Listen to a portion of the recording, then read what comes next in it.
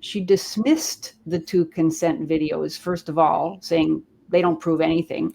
She said that they could be considered token lip service box checking. They weren't evidence of any sincere attempts on the part of the players to ascertain voluntary consent. And it's like, well, what could have been? Like, there's absolutely nothing. I mean, and this just proves to me that the whole idea of affirmative consent is just a power trip. It's a trap to make sure that no accused man, no matter what, can ever prove he got consent. The prosecutor said in closing arguments that not only did those consent videos not prove consent, they actually proved lack of consent, because the reason McLeod took them was that he knew she wasn't consenting. So he forced her to say she consented because he knew she wasn't consenting. Buy my novel, Escape from the Village, from major booksellers online. Go to escapevillage.com. Subscribe to the Substack. Go to fountainheadforum.substack.com. Support the forum. Go to buymeacoffee.com/fountainheadforum. Thank you. Welcome to the Party Pal. This is Fountainhead Forum 342. I'm talking to Janice Fiamengo. She's got a show, her own show called The Fiamengo Files. She's been a professor at the University of Ottawa. Yes, she's in Canada, but she lives in the western provinces now. And we're going to talk about this recent case of 5 hockey players being accused and acquitted of rape charges. I just learned about this, and we really don't get a lot of outside media coverage of things that go on in Canada. Like, you probably get a lot more American news coverage than we get Canadian news coverage. So certainly. I really want to talk about what's happened with this court case, and Janice has knows a lot about it, and I just wanted to bring her on. How are you, Janice? I'm really good, and thanks for having me on to talk about this. It's a really interesting case, and it definitely shows what feminist ideas have done to rape trials and how difficult it is for men to defend themselves against false allegations. It's quite startling and horrifying.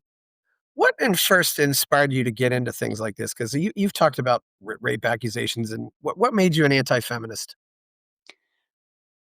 Just feeling that, when I thought that feminism was about, women's, equality, I didn't sign on for, the destruction of free speech and the hollowing out of presumption of innocence and due process, and those are things that really started to concern me when I looked into what, feminist laws, policies, and concepts actually mean. Okay, so let's just go back and start when this started. The incident allegedly occurred in 2018, right? Yes, so this has been a long running story, and these guys have had the prospect of prison hanging over them for that long, which in itself I think is outrageous. For anybody who doesn't know this case, just recently, last week, the judge in the case completely exonerated these 5 young men of the charges of sexual assault. And these are all, they were NHL players with the National Hockey League. And at the time of the incident, they were players for Canada's World Junior Hockey team. They had just won the World Junior Hockey Championship. I think they beat Sweden in 2018 when the incident began. And they were in London, Ontario to celebrate that win. And there was some sort of gala dinner and a ring ceremony. And the next day, I think there was not a hockey tournament, a golf tournament. And one of the players met a woman in a bar in London, Ontario, and everything unfolded from there. Now, just to jump forward, the judge has completely exonerated them as of the last week of July. So this is a huge victory. It's a vindication for these men. But the thing that is so disturbing is that not only for 7 years have they had the prospect of prison hanging over them, but even now many, many news outlets and commentators and pundits won't let it go. They won't admit that they have been fully exonerated, and there's all this talk about how what they did may not have been criminal, but it was morally wrong. The National Hockey League is even still saying that although they have been vindicated in a court of law, what they did was still unacceptable. So we have created a culture now in which women who lie about sexual assault are considered heroes and great women of courage to be admired and applauded even after it's proven that they lied. And the men who are caught up by their lies, even once it's proven that they didn't do what was alleged they had done, are still somehow considered worthy of punishment. So it's a very disturbing world.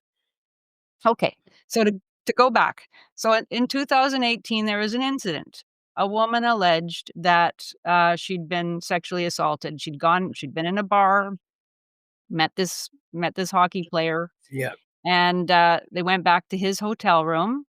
They had what she said was consensual sex in his hotel room, but then after that, he invited a bunch of his fellow teammates back to the room where they sexually assaulted her. She said she did not consent to what took place, even though there was hard evidence on the player's phone camera that she had consented. There were 2 what came to be called consent videos, one taken around 3:30 in the morning, where she didn't know she was being filmed, and someone said, "Are you okay with all this?" And she said, "Yeah, I'm okay."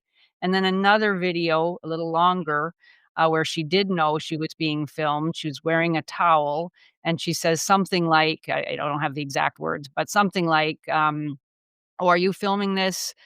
Yeah, of course it was. Holy, you're really paranoid. Yes, it was all consensual. Yes, I'm fine. It was all consensual." Yeah. Janice, one thing I will say, if you need to use any dirty words, go right ahead. And the players would have been what, 18, 19 at the time? Yes, these So so players were so they 18. were legal adults in Canada, and she was a legal adult. Let's just clarify Yes, that. yes, she was 20 at the Yeah. time, And so and really, I think this in a way kind of shows what the culture has already become because these men felt that it was necessary to get a consent video. yes, When yes, I was 18 or 19, we didn't have camera phones and nobody was taking consent videos, but and so in a way, I think young men already are somewhat aware of what's happening here, and certainly, they are the deck is extremely getting aware. stacked against them, but they're still, horny 18-year-old boys. That's I right. used to be one. I know how that works. Uh, Yes, and they were also inebriated, which I think is worth saying as well. The complainant, who has never yes. been identified, by the way, she's just called EM. She has declared on many occasions that she was inebriated, and that should be taken into account. That's the players, should have been aware that she was inebriated and therefore in some way not really fully in charge of all of her faculties. She used the fact that she was intoxicated to explain why, for example, she didn't simply leave the hotel room when she when she decided that she didn't like what was going on, or why she didn't even put her clothes on at any point during the evening. She said, well, it was because she had gone on autopilot. Her mind had separated from her body. She was later on, she alleged that she was very intimidated by the presence of these young men in the hotel room. And of course, what is never taken into account in any of these discussions is that the young men were inebriated as well, and that's never brought Yeah, forward as evidence of why they might have behaved in ways that were uncharacteristic of yeah, them. So, yeah. yes. But So that was the claim in 2018, was that she had been assaulted by, I think at one point she said 8 players. It was alleged that at various times there were as many as 10 of the teammates in the room. Now, in the end, only 5 of these players were actually charged. But in 2018, it was a somewhat different story. And what happened at the end of the evening was that the young woman went home quite upset. We can talk later about why I think she was upset. Her mother heard her crying in the shower and came and asked her what was going on.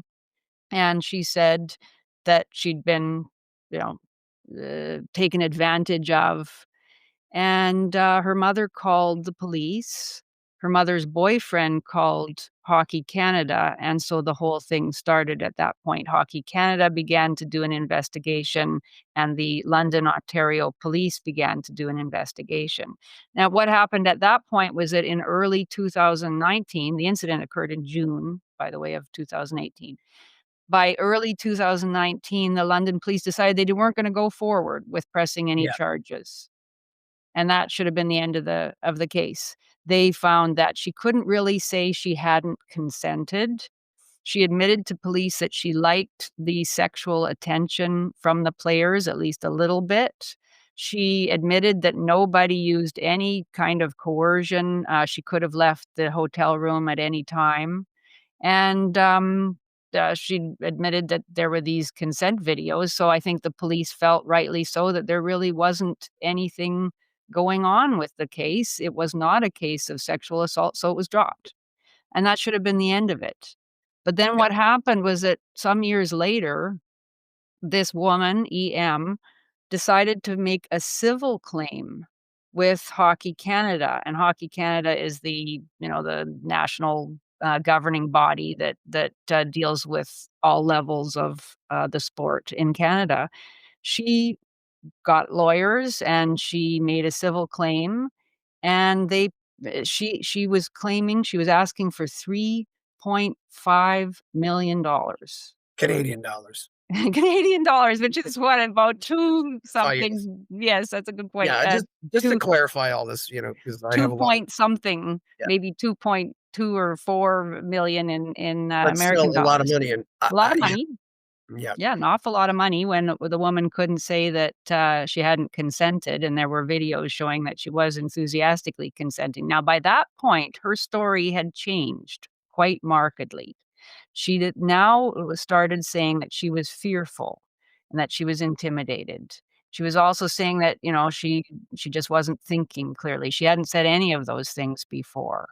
And she was now saying that the players should have known that she was upset, that she was unwilling, that she wasn't herself, that sort of thing. And nobody knows, I don't think, the exact amount of money that she ultimately settled for, but she did settle. She got some millions. In that year, 2022, Hockey Canada paid out $2.9 million in settlement monies to complainants. And maybe it all went to her, or maybe some of that money went to other complainants. It's not clear to me, and I don't think it ever was made known. So she got some millions, it seems, from Hockey Canada. And at that point, that was reported that they were paying out this money and that she had got some of it from this incident in 2018. At that point in 2022, the London, Ontario police decided to reopen the case. They investigated. In 2024, they charged these 5 players, all of whom by this point were in the National Hockey League. One of them he was playing with the Tampa Bay Lightning. He even won in 2021 the Stanley Cup. Others were with the New Jersey Devils. I can't remember all the associations. And so 5. One, Michael McLeod, who was the man that she had met at the bar, and 4 other players, Dylan Dubé, Carter Hart, Alex Formenton, and Callan Foote. Those were the 5 NHL players. Of course, they all lost their positions with the National Hockey League. At first, they were suspended with pay, but ultimately they were all dropped. Their contracts weren't extended. And the NHL is now saying that they'll never play with the National Hockey League again. And this was also during what would have been considered the prime of their careers. Uh, Yes. and so this gets resurrected 4 years later. I don't know what the situation is in Janice or in Canada, Janice, but we have a America is extremely litigious. I mean, I've heard that as much as 2% of our gross domestic product is consumed by torts, that it's that much. I Mhm. mean, I mean, first of all, how would Hockey Canada be responsible for this in the first place? I mean, I how do you file a it's yes, it I that's was on their own time doing their own thing. I mean, what is she also gonna sue the hotel and the bar? I mean, I don't. yeah. I really don't know. That's beyond my ability to answer. There was certainly there was a public uproar over the fact that Hockey Canada was paying out monies to women who were making these kinds of claims, but I don't quite understand the basis of that complaint. I don't think it's that feminist organizations think that women shouldn't get money if they complain. So I'm not quite understanding why there was. It wasn't, that they were saying that Hockey Canada didn't owe her money, because certainly the idea has been maintained all along that she has been owed everything. That she was a victim and a terrible thing was done to her, and people should pay for it. So yeah, I don't understand the thinking at all. And it seems to me Hockey Canada certainly has egg on its face now. They paid out certainly hundreds of thousands, probably some millions of dollars to a woman who has now been revealed to have lied, because the judge didn't just find that the prosecution failed to make its case beyond a reasonable doubt, which she could have found. She actually found that EM lied. And she had to find that, really, if she was gonna be honest, because there was so much video evidence showing that she lied, not just those consent videos, but evidence from the bar, Jake's bar, where she met the players. All sorts of her statements turned out to be wrong, not to mention internally inconsistent with statements she'd made previously to the police and in her civil claim to Hockey Canada. So yeah, that organization paid out millions, it seems, to a woman who told many, many lies.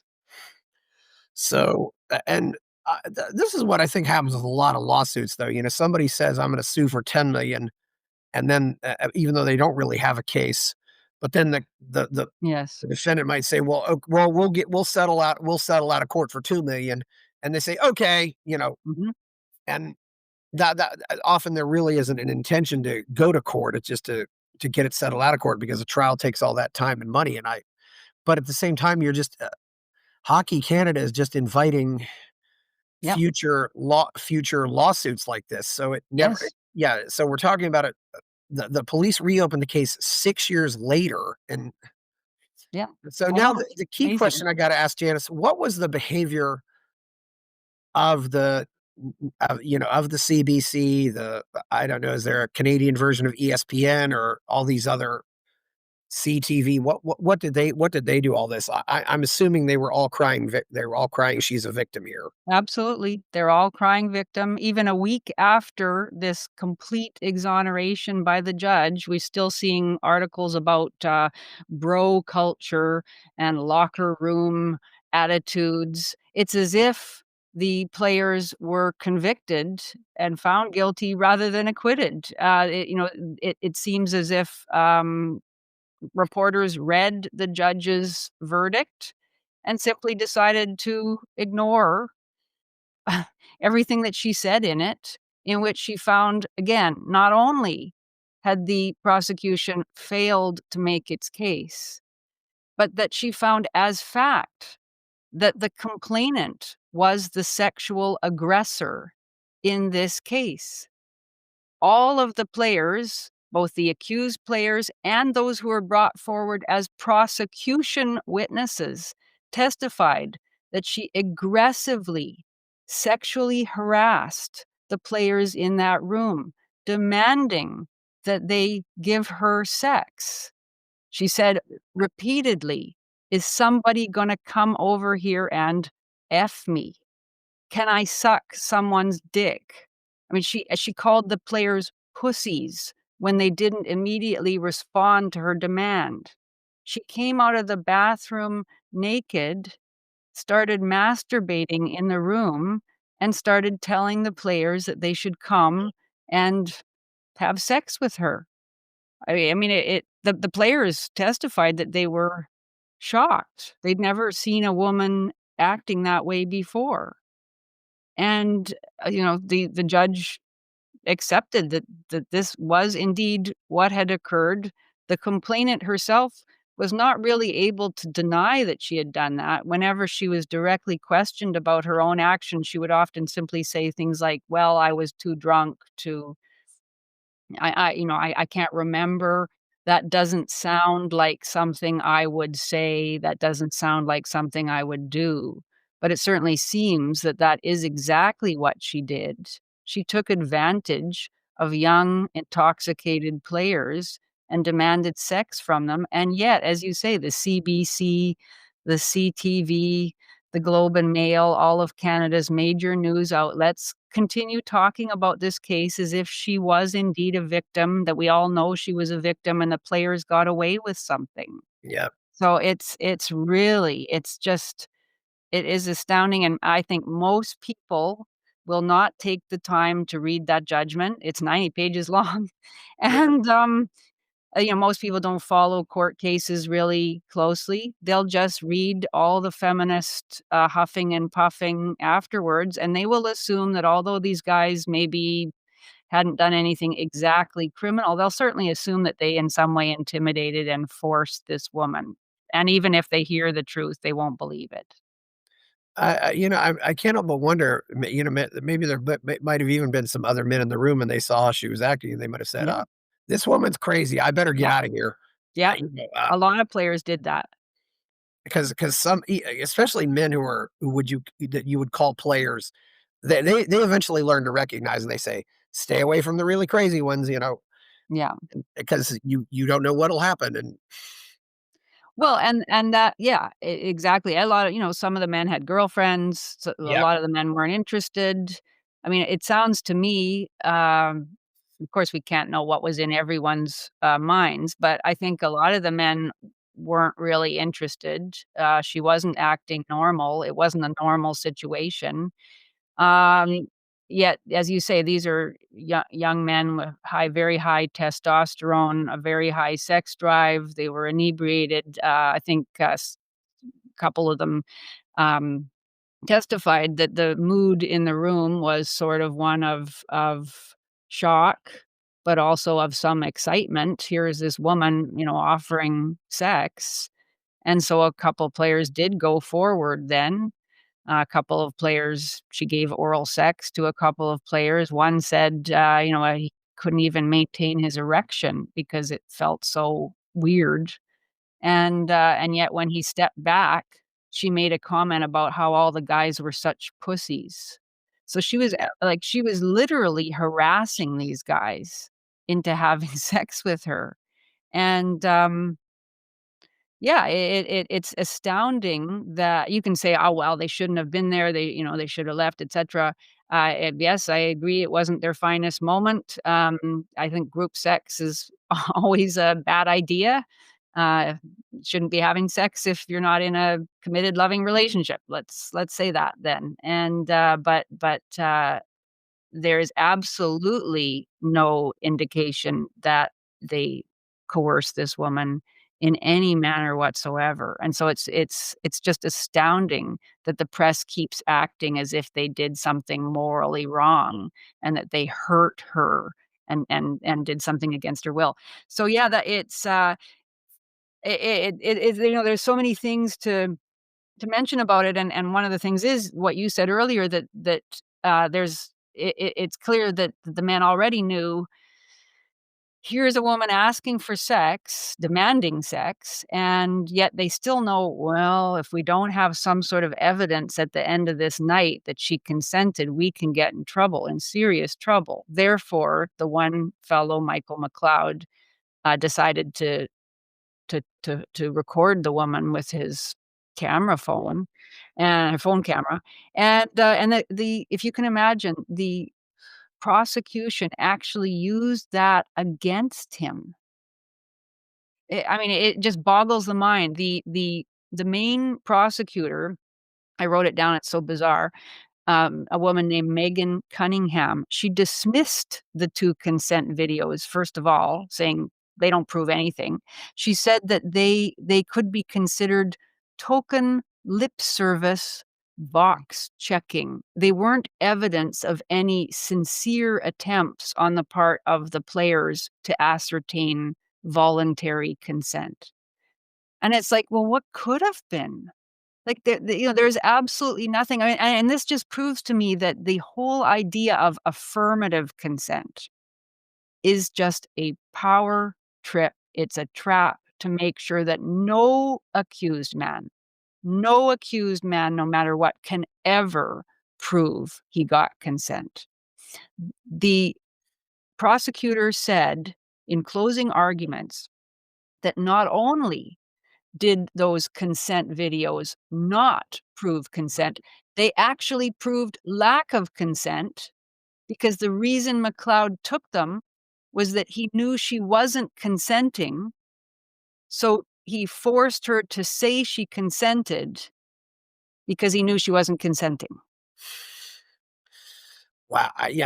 This is just, and this is the convoluted logic you'll see in cases like this. And, I will point out too, the judge was also a woman who threw this out. Yes. I mean, Mhm. and apparently there were also 2 other jury trials with this. Is that right? Or Well, it was a it was a convoluted, trial itself. They originally were gonna be it was gonna be a jury trial. And, the first trial became a mistrial because of some weird thing where one of the defense lawyers, there were tons of defense lawyers because each player had his own, defense team. One of the defense lawyers made some offhand comment to one of the jury members while they were standing in line at the cafeteria, and the jury member took offense or something. I don't know, quite what happened, but they declared a mistrial. Then they started again, and then again there was a complaint by a couple of the jury members claiming that one of the defense lawyers laughed at how they looked, or, some bizarre thing again, and so they dissolved that jury, and we ended up just having a judge-only trial, and maybe that ended up being, the best thing possible. I was talking to a friend of mine who said it used to be kind of generally known. He's a former lawyer. He said it used to be generally known that in cases of sexual assault trials, men were often much more inclined to convict than women. Women were often quite hard on other women and had skepticism about their victim stories, whereas men tended to believe women and want to convict them, which contradicts everything that feminists tell us about men and how they band together to support their fellow men in their criminal acts. Now it's I think men still are inclined to convict, especially if they end up on a jury where there are some very aggressive and very self-confident women who browbeat them into, voting to convict.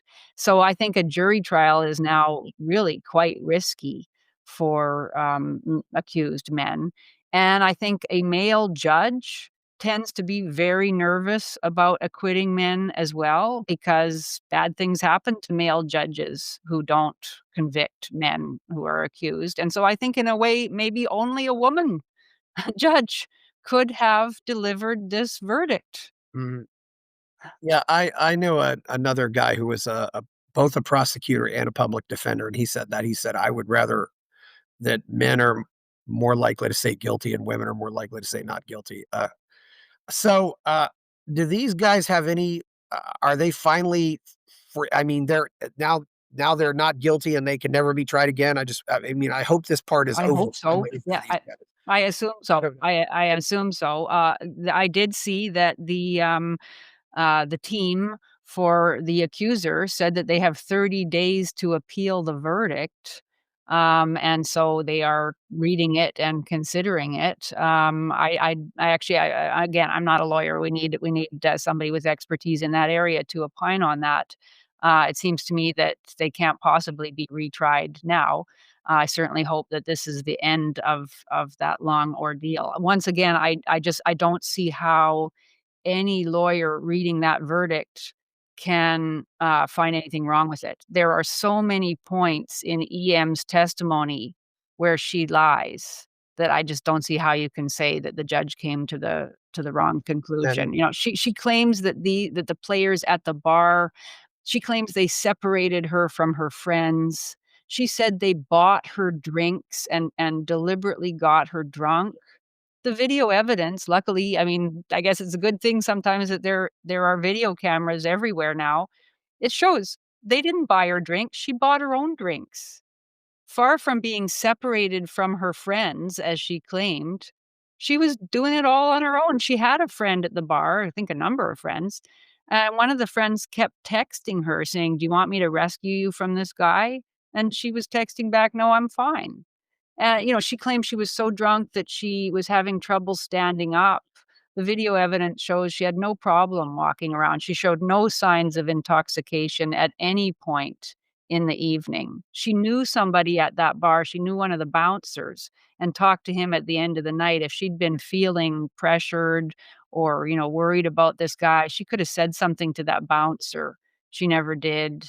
She claimed that Michael McLeod followed her into the bathroom and, was following her around the bar. He wasn't. She was following him around. They have her on camera running after him in her high-heeled shoes and perfectly able to stay up on her own 2 feet, after he left the bar to get a cab to go back to his hotel room. So the whole idea that he preyed on her or that he pursued her in some sort of predatory manner is just shown to be absolutely you can't even entertain the idea. So the woman has no credibility. So, yeah, I hope this is the end Yes.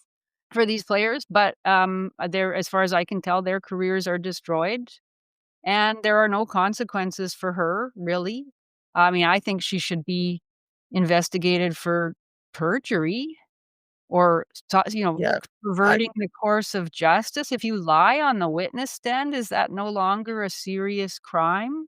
I mean, I just find it astounding that not only is she gonna be able to get away with this, but she's gonna become a hero for alleged sexual assault survivors. well, has she done, the campus speaking tour and stuff like that, She may hey, well. you Yeah. know getting paid to come speak to these camp on these college campuses, and Yes. yeah, and Janice, I just gotta ask, do you know, what did this cost the players just in legal fees? Oh, well, that's a good question. I don't know. But, yeah, a lot of money. A lot of So money, there's and all this. and not to mention the money they've lost Yeah, that they would have been earning in the NHL. I mean, it is mind-boggling what she's done to them with her lies, and yeah, not to mention, of course, emotionally and psychologically, seeing their families suffer, the the destruction of all of their career dreams. I mean, it's unspeakable, and she goes on as a victim and still has her identity protected. Why? I think men should know. They yeah, should be able to know who she is so they and can avoid her in yeah, future.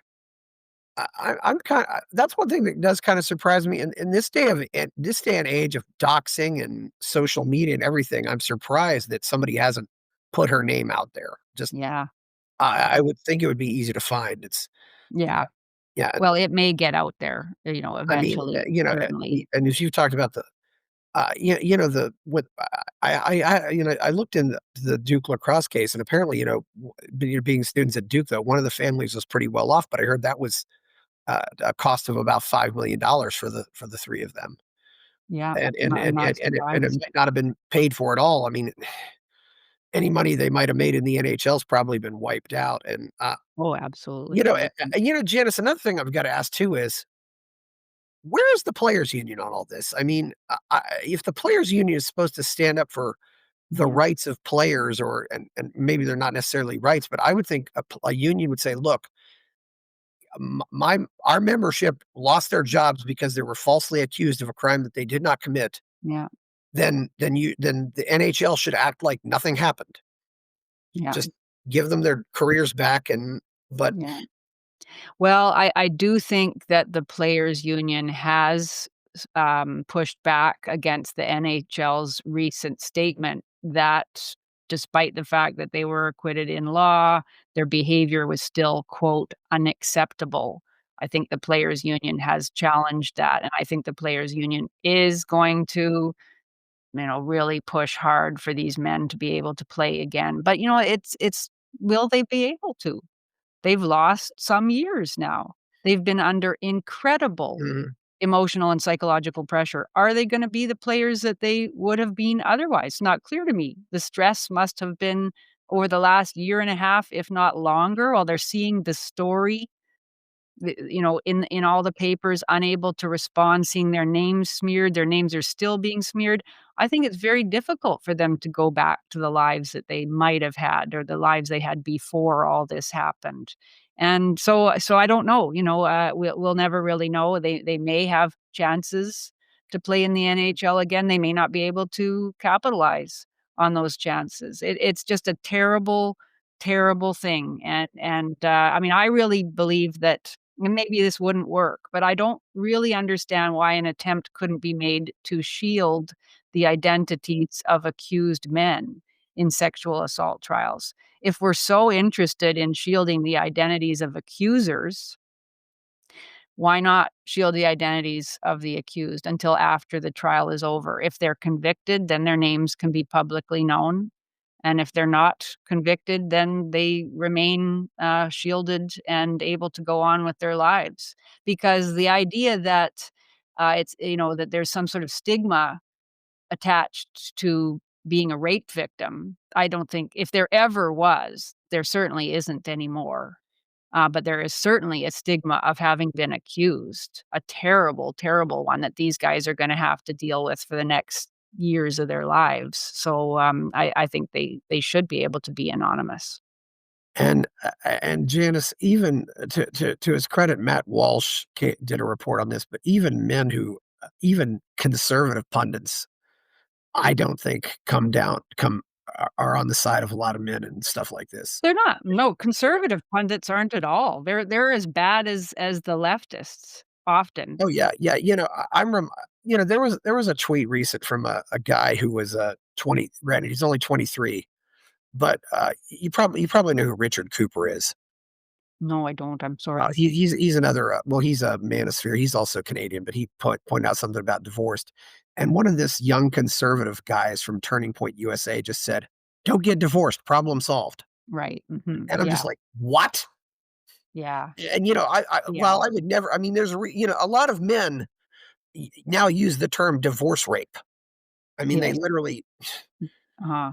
No, it's yeah, the divorce industry and the way it treats men is I it's yeah, just it's so unbelievable, and it's unbelievable that conservative men don't we should be rising up en masse against that. Like, that whole industry needs to be taken apart. It is such an assault on basic civil liberties.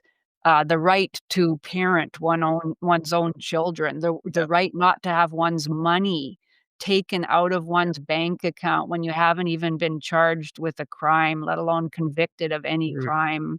The right not to be incarcerated when you haven't been convicted of a crime, the right not to be held in a psychiatric yeah, institution. I mean, it's just incredible what is done to men in divorce. Women can allege anything in a divorce court, and there is no due process. There's no presumption of innocence. There is nothing. It's just so horrible. And yeah, conservative men overall go along with it. They're big on, let's go after deadbeat dads. I think it was Ron DeSantis in the state of Florida who had an idea that, from the moment of conception of a child, the man should be on the hook to pay the mother of the child mhm. for if he's responsible, well, he has to step up. I mean, we keep holding men to higher and higher standards of responsibility in anything having to do with sexuality, and yet we don't hold women to any standard at all. No, there isn't. I think we used to it. The system worked and just completely broke down.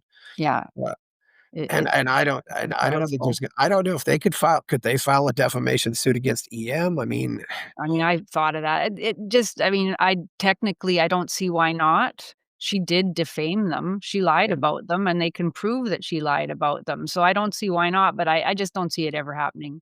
When you read what people are writing, like even people who are on the players' sides, still go out of their way to say that they were wrong that night. Their behavior was bad. They should have shown more care for EM. Nobody condemns her behavior, which was far, far worse in my understanding. Yeah, this is, because guys will just take what they can get, "Oh, hey, a freebie," it's just like, when there's, when somebody puts out a big pizza buffet and you pig out, it's just the same Mhm. thing. Yeah. Well, it's just ridiculous that night is now going to be held over these guys' heads as evidence of their immorality. Yeah, and It's just shocking. I mean, the weird thing is that, I mean, we've gone in such opposite directions. Like, everything about female sexuality is now celebrated. So if a woman in the NHL, let's say she's somewhere in PR, or she's a reporter or whatever. If she were discovered to have had some kind of, wild sex one night with a bunch of men in a hotel room after some gala event, would they be saying that although she hadn't done anything criminally wrong, that she should still that her behavior was unacceptable and she's no longer gonna be able to work for the NHL? Like, there's no way. And yeah, and yet we wanna we told men you can't pursue women aggressively, you can't regard women as sexual objects for conquest, and they said, "Fine, we won't do that." Then we said, "Look, if she ever says no at any point when you're, making out with her, even if you've been dating her for months, if she ever says no, you have to listen to it, otherwise you're gonna go to prison for assault." And men said, "Okay, that's fair." Well, some of them grumbled, but, they yeah, I think accepted that's it. fair. If a woman says no Mm. or says stop, you stop. I totally Yeah, I agree. mean, yeah, most men, they don't wanna keep going if the woman's saying no. So Oh, so, yeah, I think most men want the woman to have a good time. exactly, they I want the think they woman to really be do, yeah. wanting them. Yeah, absolutely they do. They want the woman to be as into it as they are. That's their goal. And so, so we kept telling men, "You have to do this, you have to do that." And men went along with it, men were okay with it. But Mhm, now we're saying even if the woman says yes, mhm. even if the woman demands that you be sexual with her, you can still be in the wrong if she changes her mind 3 years later and says that she didn't really mean it. Like, it's Yeah, just incredible. with the exception of minors, I think the statute of limitations on all this should be 6 months. I That do too. Absolutely. with the Yeah. ex I think, kids who get assaulted, they can legitimately be afraid to come forward, and I think you gotta let them. I might cut it off for kids maybe at the age of 22 or something like that, but, Yeah. Mhm. but other but yeah, this whole thing of these retroactive accusations when, Yeah. we all know that the longer it goes on, our memories, our memories of what happened become less clear, and the Yeah. facts, they just aren't with us like they used to. It's just I know. I mean, I know so many men who have had police yeah, officers turn up at their door and start asking them about something that they are alleged to have done 20 years prior. And I just think, like, I couldn't answer. I couldn't even tell you what I was doing, last year yeah, on a particular date, and my memory of interactions would be really hazy. And so, yeah, I agree with you. There really needs to be a statute of limitations on these kinds of yeah, and allegations. certainly, and obviously there's no red I don't know, I suppose there's a depending on how much attention the case has got, I suppose they might be able to play hockey in Europe or Well, some of them have been. Yeah, some of them have been playing hockey in Europe. So, but the money isn't the same, of course, and Uh, it just isn't the same experience for those players at all. So, but yeah, I'm sure that they will. They're very committed to the sport, so I'm sure they'll do whatever they can. that's another thing, and for some men, you've given your whole life to something like this, and it's really, I mean, in a way, the sport maybe becomes your wife in a way, and now you've suddenly had it taken away from you. That can devastate a lot of guys. It really Yeah, does, yeah. because this might have been the one thing in life that gave them meaning. Incidentally, Oh, have absolutely. have any high profile athletes said, has Wayne Gretzky said anything about it? Has Mario Lemieux said anything about it? Or No, not that I know. No, and They don't tend to. They don't tend to. Like, these sorts of accusations happen often, and I don't see a chorus of, professional athletes standing up for their colleagues because it's too damaging to do so. And everybody knows that if you stand up for somebody, especially if the person turns out to be guilty, then you're considered to somehow be guilty as well. There was a guy a few years ago, Jake Virtanen. He played for the Vancouver Canucks, so I was kind of interested in his case. My parents were huge hockey fans all their lives, and my parents grew up and lived in Vancouver. They had seasons tickets, and so they Yes. were always super interested in what happened with the Canucks. This guy, Jake Virtanen, he had a very promising career with the Canucks. He was taken out. His whole career was torpedoed by a false allegation. It's one of these cases. A woman went back with him to his hotel room. Took her, I think, 4 years to decide to come forward and to claim that he had raped her. She had no evidence whatsoever, and he was acquitted, but it didn't matter.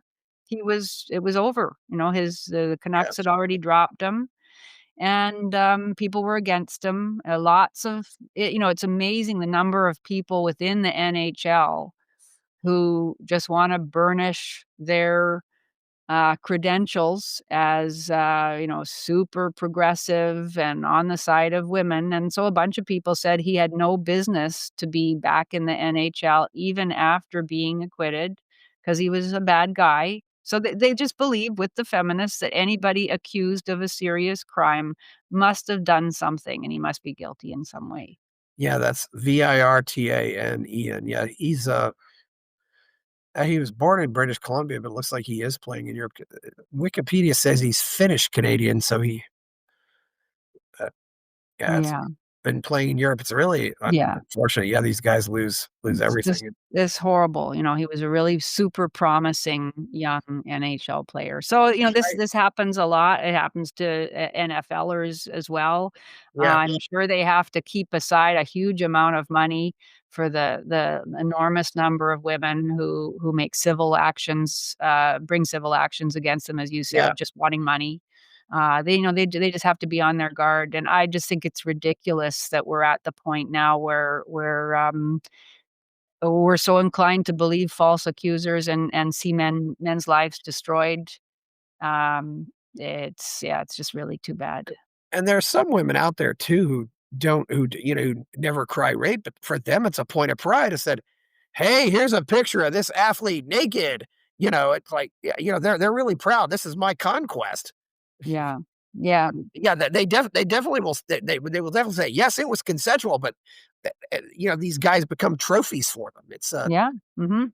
Well, and the double as I standards hockey now. players probably have, a lot of more opportunities. I mean, they're kind of like rock stars, so to speak.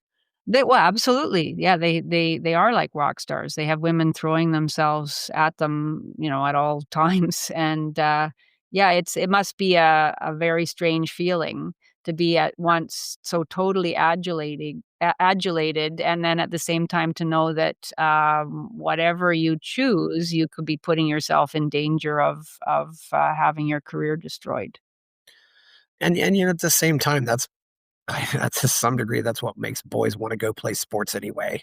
Well, of Oh, course. the Yeah. cheerleaders are on the sideline, they'll be impressed, it's Yes. yeah, Well, that's it's always been the case. I mean, I think that's just standard that it's well known that young men, boys and young men, want to figure out what the thing they can do that's going to make them attractive to women. That's part yeah. of being successful in whatever field you choose. Is that you are going to be attractive to women, and yeah, that's a basic biological and psycho-emotional reality of young men, and yet we have decided to demonize it and not to speak honestly about it. The other thing I wanted to say about the woman too, in this case is that, like, in a way, I felt sorry for her a little bit when I first read about her experience. Not that sorry for her, but, like, I think what happened to her can also be explained through basic sort of psychobiological factors. In that, I think a lot of women do want male sexual and romantic attention.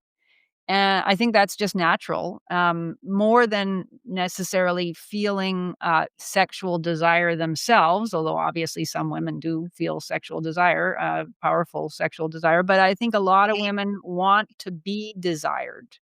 And I think that maybe partly explains why this woman, was so keen on going back to the hotel room with Michael McLeod, and then even maybe why she wanted to involve herself with these other players is in that she hadn't got what she wanted from Michael McLeod, which was sexual adulation and admiration. She didn't feel that whatever happened with him, it didn't make her feel the way she wanted to feel. So she thought maybe more attention from more players might fill that gaping absence that she had within her, and it didn't. And in fact, what she found was that she felt disrespected. She felt the guys were kind of laughing at her. They thought she was weird. And so she went home feeling upset, feeling that she hadn't been admired in the way she wanted to be, feeling used. And then she Yeah.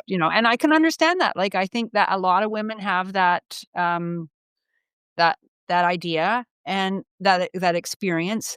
It's one of the many things that, feminism and our sexually liberated culture has told women is that, you should have lots of sex and you'll feel really good about it. And we see tons of images in popular culture of women doing that sort of thing and celebrating their sexuality. But some women feel bad about it.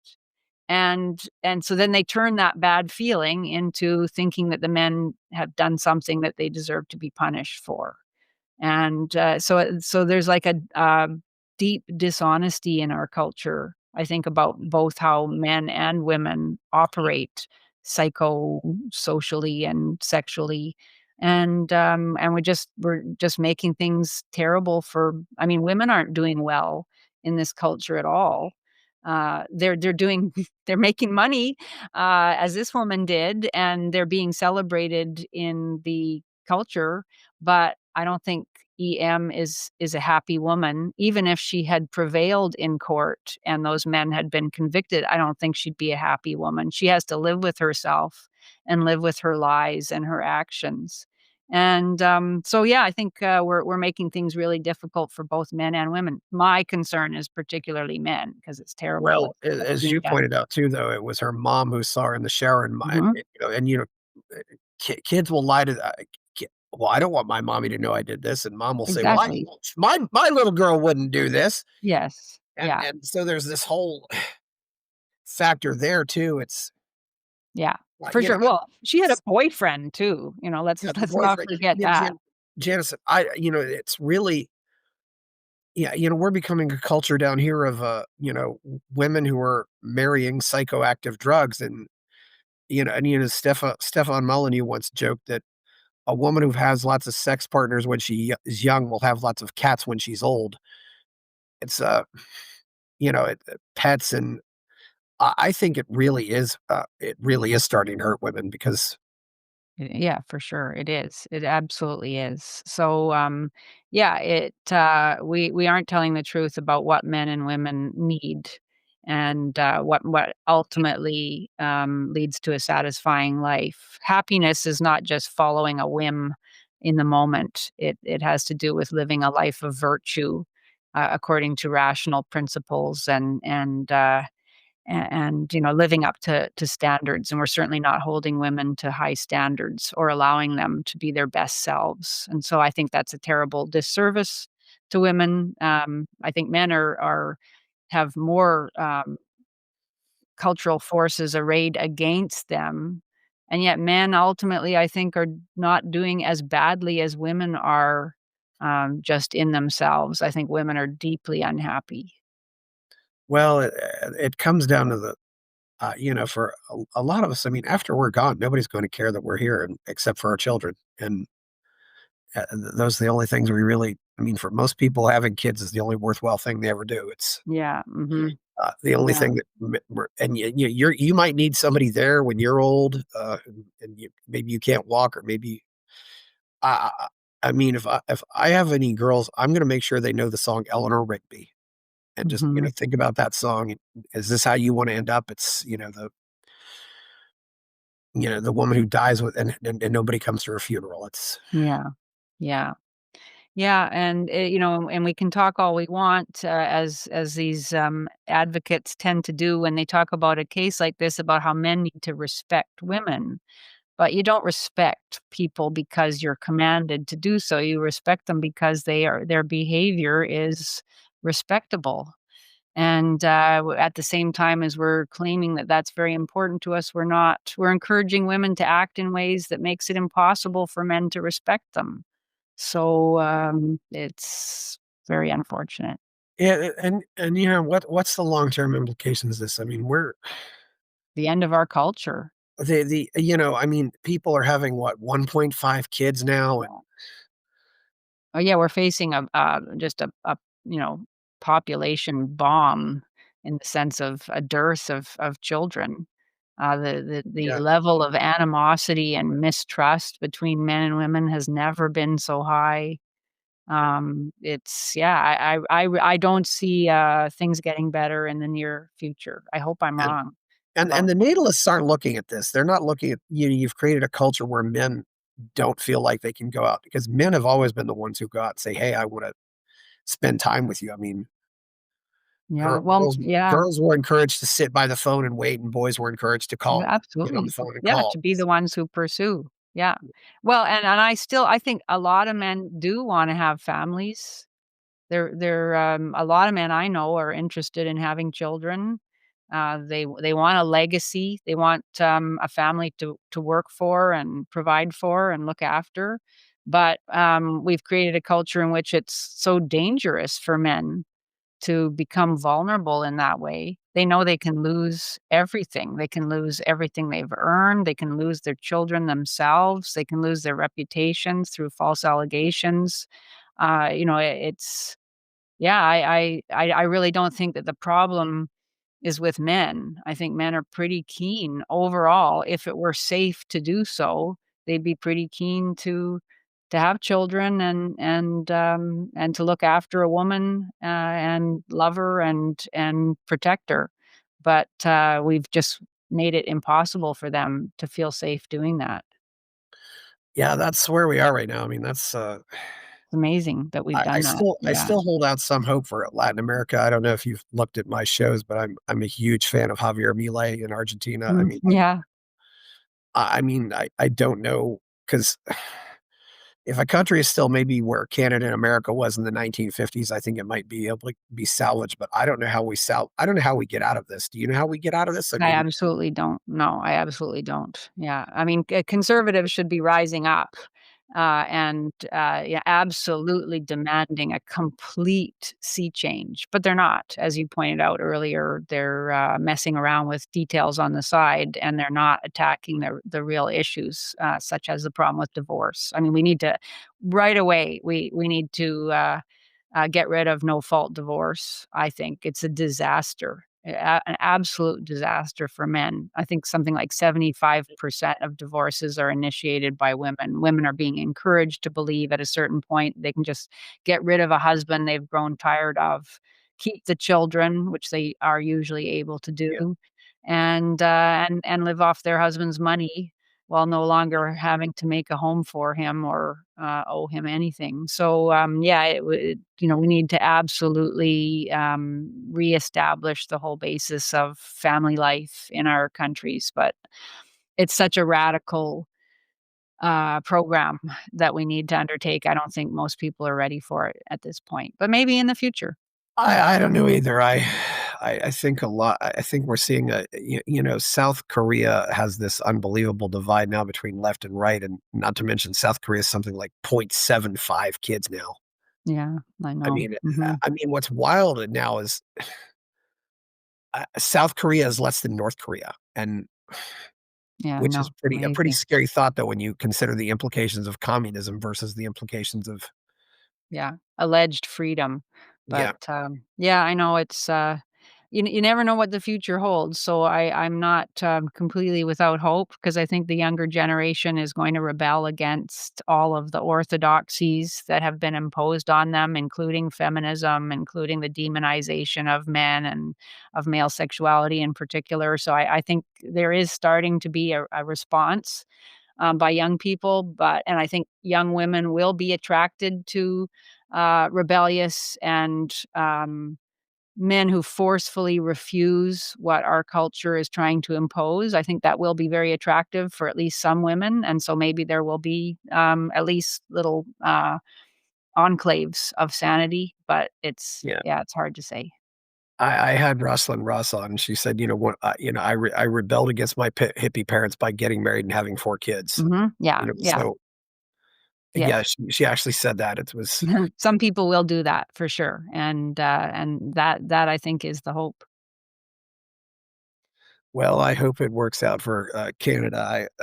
I honestly don't have any hope for any predominantly English-speaking country, though. It's Yeah, they've been the worst hit, and, yeah, the most radically undermined by progressive ideas. But, you never know. We never know what'll happen next year, and, at least these guys, have been acquitted, and maybe they can get their lives back, and maybe some number of people reading about that, maybe this will be the straw that breaks the camel's back, and people say, "No more. We don't wanna have a culture of accusation and guilty until proven innocent, and we wanna change things." So that's what I hope. yeah, we don't wanna have that either. It's, I hope it works out well. It's, where can we find you out there, Janice? Well, I have a Substack. That's my main, activity now. It's called Fiamengo File. So if you put Janice Fiamengo Substack into any search engine, it'll come up. And I wrote about this case, and I write about all sorts of issues related to men and feminist culture. And so I have a great comment section. A lot of really interesting people who write fantastic comments. So I invite people to come and find me. I forgot, is it nothing, anything else you wanna say before we go, or I think that's it. okay, well, thank Well, you, thank Janice. you. It's been good having you on here. Please, like the show and, subscribe to the channel. Go check out my Substack, and, go buy my novel, Escape from the Village, and, you can give me money at Buy Me a Coffee. Thank you, Janice Fiamengo. I'm Chris Baker. We're out. Buy my novel, Escape from the Village, from major booksellers online. Go to escapevillage.com.